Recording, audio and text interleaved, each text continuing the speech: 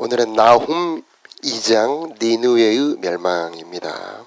1절에 파괴자가 너를 치러 오고 있다. 성벽을 지키고 길을 잘 살펴라. 내 허리를 튼튼히 하고 있는 힘을 다해 지켜라. 이것은 니느웨, 아수르 나라지요. 이 니느웨의 멸망을 예고하는 하나님의 책망과 조롱의 말입니다. 여기서 말하는 파괴자는 역사적으로 614년경 바벨론 메대의 연합군이 니느웨를 공격하는 역사적 장면입니다. 자, 이 아수르라고 하는 나라는 악한 불신적의 나라지요. 악한 나라는 하나님께서 멸망시키고 의인의 나라는 반드시 하나님이 회복시키신다. 그래서 악인의 멸망을 미리 아는 것, 이게 바로 우리가 믿음의 길을 갈 수 있는 힘이 되는 겁니다. 왜 우리가 믿음대로 살아야 되느냐? 왜 우리가 악한 길로 가지 말아야 되느냐? 그것은 악인이 어떤 멸망으로 망하게 되는지를 알 때 그런 힘을 얻게 되는 겁니다. 그래서 성경 곳곳에 악인의 형통을 부러워하지 말아라. 악인이 잘 되는 것에 대해서 분해하지 말아라. 그들을 부러워하지 말아라. 말씀하죠. 그래서 2장 3장 계속해서 이 아수르라고 하는 악한 나라, 강포한 나라가 어떻게 멸망받는지를 아주 절실하게 사실적으로 굉장히 문학적으로 잘 보여주고 있습니다. 그래서 파괴자, 2절에도 파괴자가 나오죠. 이 파괴자의 멸망 이유는 하나님의 백성을 약탈했다. 그 포도나무를 망쳐놓았다. 그래서 이 악한 나라 아수르가 망하는 이유, 하나님의 백성을 약탈했기 때문이다. 이 악한 나라들은 역사적으로도 보자면 히스기야 시대에 18만 5천 군대가 예루살렘으로 쳐들어왔다가 이사야의 기도로 그들이 모두 잠들어 죽어버리는 장면을 우리가 볼 수 있었죠. 그리고 북이스라엘을 멸망시켰던 나라입니다. 그래서 이들은 자기가 행한 대로 돌려받게 되는 겁니다. 그들이 강포했던 대로 그들이 당하게 되는 겁니다. 바로 이게 이제 쭉 기록이 되고 있는데 3절에 보면 적군이 나오죠. 네. 이 적군은 이제 방금 말씀드렸던 것처럼 니느웨 아수르를 멸망시키는 바벨론 메대의 군대를 말합니다. 이들은 붉은색 방패를 들고 주황색 갑옷을 입었다. 4절에 보면 전차들이 번쩍번쩍 이리저리 달리는 횃불 모양 같다. 그래서 아수르를 파괴하러 오는 그 강대한 군대의 모습을 사실적으로 굉장히 보여주고 있죠. 5절 이하에 보면은요, 그 적군을 대하는 아수르의 대항의 모습이 보는데 왕이 장교들, 그 당시에 뛰어난 인재들을 부릅니다. 급히 성벽으로 달려가 방을 하는 모습이죠. 그러나 6절 때가 늦었다. 강의 수문이 열리고 왕궁이 허물어진다. 그래서 이제 그 당시에 너무나 완전히 파괴가 되었기 때문에 유적을 찾기가 좀 어려웠답니다. 그런데 지금 이라크의 모술이라는 지역이 있어요. 티그리스강 중류 정도 됩니다. 거기에 유적을 발견해 보니 아주 옛날에 강대한 성들이 발견됐다고 합니다. 역사의 기록에 보면은 해자라고 그러죠. 강 주변에 성을 건설합니다. 그래서 적군이 쉽게 공격하지 못하게 성을 건축을 합니다. 그래서 성을 둘러 물이 있습니다. 깊이가 한 20m 정도. 성을 공격하기 어렵겠죠. 그런데 그 해자가 들어오지 못하도록 물을 다 빼버리고 공격을 하게 되는 겁니다. 왕궁이 허물어진다. 이 왕궁은 11절 12절에 보면 사자굴로 이제 표현이 됩니다. 이 아수르라고 하는 나라는 전부 약탈, 수탈, 뺏어온 것들로 건축이 된 그런 왕궁들입니다. 거기 있는 것들은 모두 그 주변 나라에서 다 약탈해 온 것으로 세워진 그런 왕궁들이 허물어지죠. 7절에 백성들이 사로잡혀 갑니다. 이것도 자기들이 했던 그대로 돌려받는 겁니다. 역사에서 가장 난폭하고 너무나 잔인했던 나라가 아수르라고 우리가 배우죠. 너무너무나 무섭게 그 정복한 나라들을 지배했다고 합니다. 다 죽이고 파괴하고 전부 불질렀던 모습. 이제 자기들이 그대로 당하게 되는 거고, 7절에 여종들이라고 나옵니다만 이제 왕후들로 표현하기도 합니다. 그 궁궐에 수많은 왕후들, 비들, 빈들, 궁녀들이 모두 사로잡혀 끌려가는 장면을 이렇게 보여주고 있습니다. 722년, BC 722년에 북이스라엘 사마리아 성도 이렇게 아수르가 파괴해 멸망을 시켰죠. 거기만이 아닙니다. 그 주변에 많은 나라들을 이렇게 정복 파괴했었는데 그들이 이렇게 자기들이 당하게 되는 겁니다. 8절에 연못 같았다. 그 물이 빠져나간다. 이것은 굉장히 어떤 시적인 표현입니다. 이 니느웨에는 교통의 요지였고 많은 사람들이 몰려왔는데 이제 그들이 몰려왔던 것처럼 이제 빠져나갑니다. 다 도망을 가는 거죠. 9절에도 보면 은을 뺏어라 금을 뺏어라 보물이 끝이 없이 많다. 값진 것들이 쌓여있다. 자, 은금 전부 약탈해서 쌓아놓은 것입니다. 그런데 이제 그들이 다 빼앗기게 되는 겁니다. 10절 우리 함께 읽어볼게요. 악인들의 멸망을 생각하며 함께 읽어보도록 하겠습니다. 시작. 니느웨는 털리고 망하고 폐허가 되었다. 백성들은 공포로 마음이 녹아내리고 무릎이 후들거린다. 사람들이 하얗게 질린 얼굴로 떨고 있다. 일본이 우리나라를 35년 동안 지배했잖아요. 중국에 침략을 해서 중일 전쟁을 일으켜 거기서 거의 2천만이나 되는 사람을 죽입니다. 참 강포한 나라 일본이죠. 그리고 우리나라에는 신사 참배를 강요합니다. 정말 믿음의 성도들에게 이렇게 우리가 예배할 때에 반드시 여기다 신사를 놓고 절하고 예배해라. 정말 그런 신앙의 핍박이 올 때에 많은 성도들이 저항했습니다. 우리 그렇게 못한다. 그래서 우리가 아는 것처럼 많은 그런 목사님들, 성도들이 감옥에 갇히죠. 우리가 아는 안희숙 씨라는 분이 감옥에 갇혀서 거기서 그 당했던 그 모든 일들을 죽으면 죽으리라 이렇게 책으로 써냈죠. 거기 읽어보니까 하나님이 환상을 쫙 보여주는데 그 일본 나라의 하나님께서 하늘에서 유황불비를 내려주는 장면을 보여주시더라는 겁니다.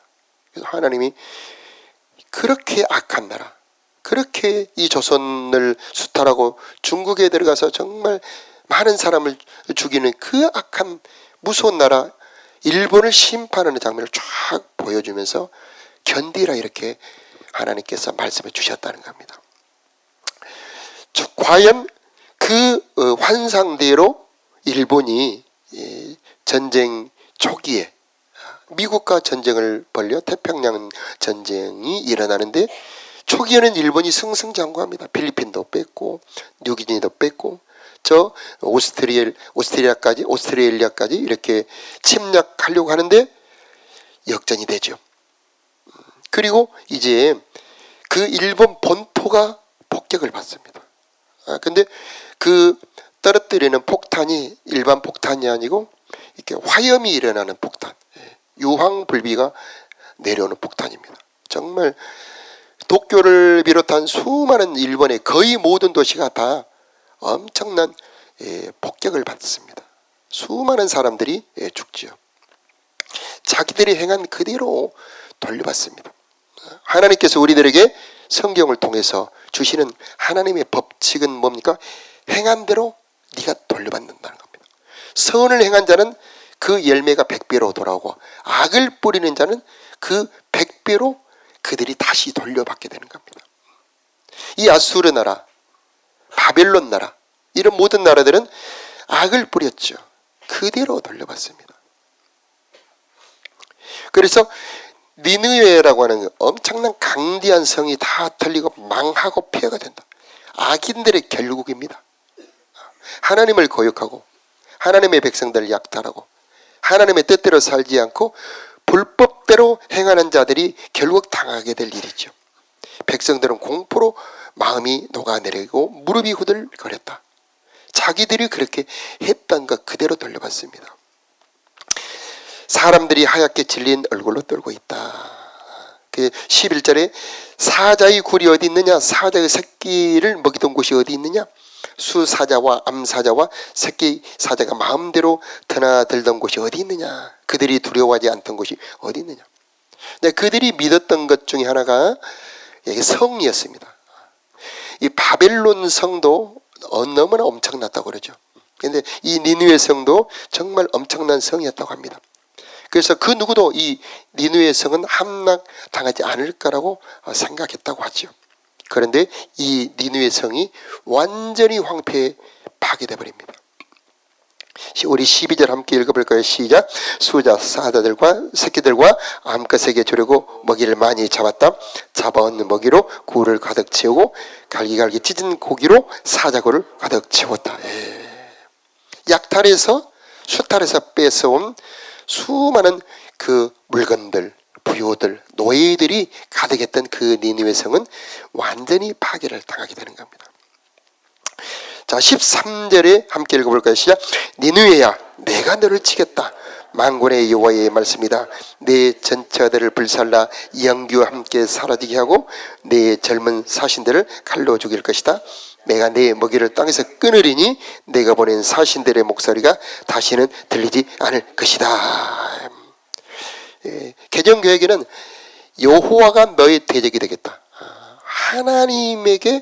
하나님과 적이 된 겁니다. 아수리의 멸망 이후, 니느웨의 멸망 이후 하나님을 대적한 겁니다. 그래서 하나님이 아수를 잡다는 겁니다. 그러면 그 누가 견딜 수 있겠습니까? 그래서 이들이 믿는 건 전차, 무기. 지금도 무기를 믿지요. 좋은 무기가 있을 때 다른 나라를 지배하죠. 많은 탱크, 많은 전차, 많은 비행기들, 많은 병사들. 그리고 다른 나라를 압박하죠. 그런데 모두 하나님이 불살라버리겠다. 그리고 사신들의 목소리가 다시는 들리지 않을 것이다. 그래서 사신들을 다른 나라로 보냅니다. 청나라가 우리나라에 사신을 보내요. 협박을 하죠. 이 아수르도 주변의 나라들로 보내요. 협박을 합니다. 우리가 잘 아는 아수르의 랍사게라고 하는 이 장군이 와서 협박을 하죠. 이사야가 그 편지를 성전에 펼쳐놓고 기도합니다. 히스기야 왕과 함께. 하나님이 그 기도를 들으시죠. 오늘 이 새벽에 여러분의 기도를 하나님 들으신 줄로 믿습니다. 우리의 모든 억울함, 우리의 모든 그 당하는 괴로움, 하나님이 다 살펴주시고 신원해 주시고, 그날 밤에 아수리의 18만 5천 군대가 아침에 못 일어납니다. 그들의 모든 생명은 다 잠들어 버리죠. 우리 하나님은 능력의 하나님이죠. 권능의 하나님. 그 천사가 내려와 예루살렘을 둘러 진치고 있었던 그 모든 강력한 군사들을 다 잠들게 만들어 버리는 것입니다. 우리가 이 새벽 기도할 때 우리들의 기도 하나님 들으시고 우리들의 억울함을 풀어주시는 하나님이신 줄로 믿어요. 그러므로 믿음의 길을 가라. 악인의 형통을 절대 부러워하지 말아라. 나도 그 길로 가야지. 나도 저런 방법으로 상대를 빼서 잘 먹고 잘 살아봐야지. 결코 그렇게 생각하지 말라. 그들의 멸망은 너무나 놀라운 것이다. 그리고 우리는 믿음의 길을, 선한 길, 하나님의 뜻대로 살아가는 생명길로 걸어가라고 우리 주님께서 권면을 주고 계시는 겁니다. 자, 하나님은 우리 편이십니다. 하나님이 우리를 보호해 주시고 있습니다. 우리는 하나님의 눈동자입니다. 야, 너희를 건드리는 것은 내 눈동자를, 이 촉범, 눈동자를 건드리는 거다. 여기서 하나님의 백성 이스라엘, 그래서 2절에 여호와께서 야곱 백성을 이스라엘 백성처럼 회복시켜 주실 것이다. 아멘. 이 말씀이 여러분 말씀 되기를 바랍니다. 하나님은 여러분을 야곱이 이스라엘 되게 하셨다. 그래서 이스라엘은 하나님의 사랑받는 백성입니다. 하나님의 택한 백성, 하나님의 신부된 백성. 하나님의 모든 작정하신 사랑이 베풀어지는 민족이 바로 이스라엘입니다. 그런데 이제 이스라엘은 바로 여러분입니다. 하나님이 예수의 피로 여러분을 사셨고 예수의 이름으로 여러분을 보호하고 있습니다. 하나님의 모든 예비한 복은 이제 여러분의 것입니다. 그 중에 하나가 바로 악인에게서 보호해 주겠다는 겁니다. 그 어떤 것도 너희를 건드리지 못할 것이다. 잠시 그들이 너희를 압제할지 모르지만 믿고 참고 기도하는 자들은 하나님이 보호해 주신다는 것입니다. 환난 날에 나를 부르라. 내가 너를 건지리니 네가 나를 영화롭게 하리라. 이 말씀해 주셨습니다. 우리는 하나님의 은총이 머물러 있는 자들이고 하나님의 보호가 약속되어 있는 자들입니다. 그러므로 결코 흔들리지 말아야 되는 것입니다. 하나님이 우리를 보호해 주시는 것입니다. 자, 이 아수리의 멸망을 보면서 그들의 자랑거리들이 모두 사라지게 되며 그들의 영광이 변하여 모두 욕이 되는 것을 볼 수가 있습니다. 그들은 무기를 그리고 강대한 군사력을 신뢰했지만은 하나님이 꺾어버립니다. 전차들은 불살라 연기처럼 사라져버리고 젊은 군대 용사들은 모두 하나님이 멸해버리시고 그 먹이를 끊어버리죠. 자, 우리는 결코 악의 길로 가지 말아야 되는 겁니다. 그들을 도리어 불쌍히 보아야 되는 겁니다. 그 악인들의 조롱에 흔들리지 말아야 되는 겁니다. 그래서 히스기야와 이사야의 그 기도가 오늘 기도가 되기를 바랍니다. 자, 이 아수르는 오늘날에도 있습니다. 오늘날에도. 그래서 기독교 초기에는 로마가 교회를 아주 매섭게 핍박했죠. 공산당은 기독교 교회를 너무나 가혹하게 핍박했습니다. 수많은 순교자들이 있었죠. 저 중국 땅에서도 많은 기독교인들이 순교를 당하고 엄청난 핍박을 받았지만 굴복하지 않았습니다. 우리 믿음의 선조들도 일제시대의 핍박과 공산당의 핍박을 견뎌 이겼습니다. 자, 지금 시대에도 우리 믿음을 비방하고 조롱하는 자들이 많이 있습니다. 그들의 비방과 그들의 조롱에 흔들리지 말고 견고히 믿음의 길을 가는 저와 여러분들이 되기를 바랍니다. 하나님은 심판의 하나님이신데 악인들에게는 벌로, 의인들에게는 상으로 갚아주시는 하나님, 보상의 하나님, 보응의 하나님이십니다. 그래서 나훔서의 주제는 악인의 멸망입니다. 그리고 이스라엘의 회복이죠. 아무리 우리의 삶에 악인들이 우리를 괴롭히고 핍박한다 할지라도 두려워하지 말고 믿음을 끝까지 지키는 저와 여러분이 되기를 축복합니다. 하나님은 그 어려운 핍박을 견디는 자들을 하나님 반드시 회복하실 뿐만 아니라 그 견디는 것을 믿음으로 보는 겁니다. 그리고 상을 주시는 겁니다. 하나님은 아수르보다 강한 분입니다. 우리 보기에는 아수르가 강해 보이죠. 두려워 보입니다. 저 북이스라엘 사마리아를 아주 처참하게 멸망시켰던 나라, 그걸 보면서 이 예루살렘은 두려웠답니다. 그리고 그 랍사가가 협박을 합니다. 야, 우리 왕의 군대를 막은 나라가 어디 있냐? 우리 군대를 막아준 신이 어디 있느냐?